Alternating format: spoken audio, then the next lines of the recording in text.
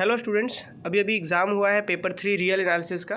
21 से 24 सेशन है real analysis paper 3 semester 2 VBU है ना, विनोबा यूनिवर्सिटी का।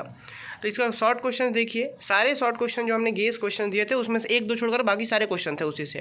जैसे bounded and unbounded sets, define countable and uncountable sets with example. फिर उसके बाद necessary sufficient condition for a sequence, कि सीक्वेंस के लिए नेसेसरी सफिशिएंट कंडीशन क्या है ना। यहाँ पे सीक्वेंस ये तो ठीक है, यहाँ पे ये हो सकता है कि क्या हो सकता है बेस का आंसर, कि कोई अगर सीक्वेंस होता है तो वो एक नेचुरल नंबर से रियल नंबर में एक फंक्शन होगा, और अगर ऐसा फंक्शन होता है तो सीक्वेंस होगा। हालांकि क्वेश्चन में ऐसा भी हो सकता था कि वो कन्वर्जेंट के लिए नेसेसरी सफिशिएंट पूछना चाह रहा हो तो कन्वर्जेंट मिसिंग हो, ऐसा भी हो सकता है ना। हालांकि आपको यही लिखना था कि सीक्वेंस होगा तो नेचुरल से रियल में फंक्शन, और नेचुरल से रियल में फंक्शन तो वो सीक्वेंस। फिर मोनोटोनिक सीक्वेंस था भाई, बहुत अच्छे से क्लासेस में करवाया गया सर, आप लिख सकते थे। फिर ये प्रिंसम्स थ्योरम है सीक्वेंस के लिए। हालांकि यहाँ पे मुझे ऐसा लगता है कि यहाँ पे straight prisms theorem for a series होना चाहिए, क्योंकि प्रिंसम्स थ्योरम जो होता है वो सीरीज़ के लिए होता है। पर हम फिर भी एक बार देख लेंगे कि कहीं ये सीक्वेंस के लिए भी शायद हो, मुझे ध्यान नहीं है अभी, तो हम एक बार देख लेंगे। हालांकि यहाँ पे सीरीज़ के लिए होता है कि एक पॉजिटिव टर्म सीरीज होता है जो मोनोटोनिक डिक्रीजिंग होता है, और अगर ऐसा होने से कि पॉजिटिव टर्म सीरीज है मोनोटोनिक डिक्रीजिंग है तो UN भी टेंड्स टू 0 करेगा, और साथ साथ N × UN। ये बात हम समझा देंगे क्लास में, है ना। चलिए फिलहाल हम आगे बढ़ते हैं।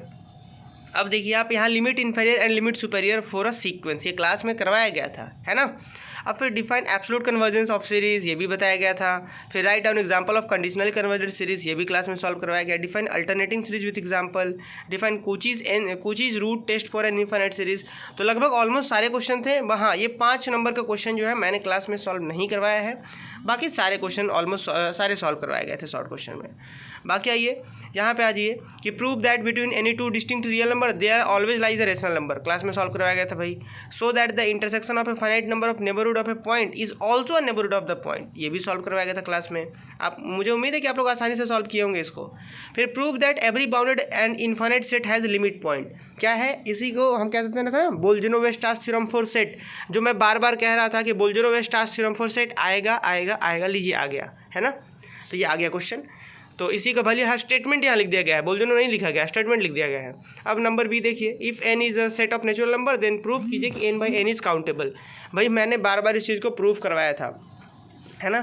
तो चलिए अब आते हैं 4 नंबर पे। 4 में क्या करा कि एक सीरीज यहाँ पे दिया हुआ है कि using कोचीज general principle of convergence so that the sequence n = this is not convergent, कि ये कन्वर्जेंट सीरीज कन्वर्जेंट नहीं होता है, ये प्रूव कीजिए, है ना। ये एक सीक्वेंस है कि n का टर्म्स ऐसा है, ये कन्वर्जेंट नहीं होता है, प्रूव करना था। फिर ये देखिए बी नंबर में कितना इजी क्वेश्चन है, जिसके लिए मैं बार बार कह रहा था कि क्वेश्चन आएगा, तो भाई ये क्वेश्चन लीजिए आ गया है। Prove that every monotonically increasing sequence which is bounded above converges to its least upper bound, मैंने क्लास में सॉल्व करवाया था, ये देखिए क्वेश्चन आया हुआ है। So that the sequence an where an = ये एक ऐसा टर्म्स है अ कूची सीक्वेंस, इसे ये एक कूची सीक्वेंस आपको ऐसा प्रूव करना है। तो भाई ये क्लासेस में सॉल्व करवाया गया था, अगर आपने चैप्टर देखा होगा अच्छे से पढ़ा होगा तो बिल्कुल आप इसे सॉल्व कर पाते हैं, है ना। यहाँ था 1 - 1/2 + 1/3 - 1/4, मतलब 1/n वाला ही सीक्वेंस है, बस उसके ऊपर अल्टरनेटिंग सीरीज बना दिया गया प्लस माइनस करके, तो आप सॉल्व कर सकते थे। फिर देखिए 5 का बी क्या है, prove that every convergent sequence is bounded but converse is not true, ये भी मैंने क्लास में सॉल्व करवाया था।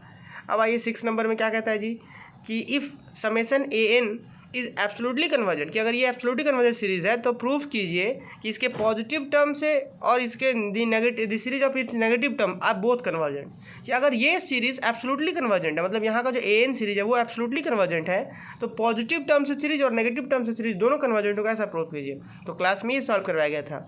अब एक इसके बाद test the convergence of this series whose nth term is this, कि जिसका nth टर्म ऐसा हो उसको आप टेस्ट कीजिए कन्वर्जेंस।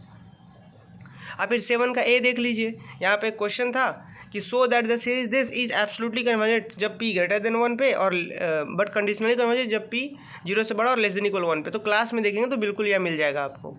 अब एक यहाँ पे और है, एग्जामिन करना था भाई, ये क्लास में सॉल्व करवाया था ये सब क्वेश्चन की सीरीज कन्वर्जेंट डाइवर्जेंट के लिए।